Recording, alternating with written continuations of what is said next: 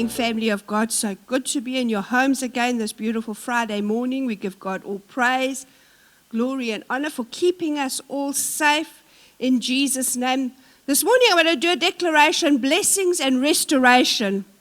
And in Colossians 1:16 it says, "For by him were all things created that are in heaven and that are on earth, visible and invisible, whether they be thrones or dominions or principalities or powers. All things were created by him and for him today."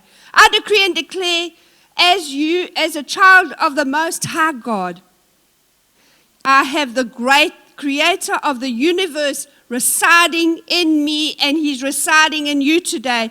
This means you are filled with the creative abilities in Jesus' mighty name. I decree and declare today, you are starting from the back. You may be starting from the back, but like God who spoke the worlds into being, you can speak your dreams and ambitions into reality in Jesus' mighty name. I decree and declare today, God will fill you with wisdom and divine abilities to accomplish great and mighty things. God will keep your feet from being trapped by the devil in Jesus' mighty name.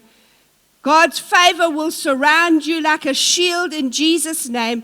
Confession brings possession, and so whatever you decree and declare with your mouth, you shall reap in Jesus' name. I decree and declare that mighty doors of opportunities are opening up for you today.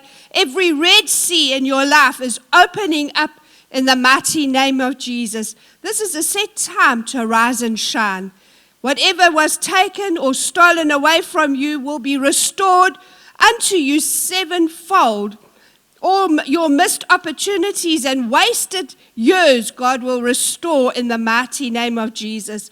Proverbs 6:30 and 31 says, "Men do not despise a thief if he steal to satisfy his soul when he is hungry.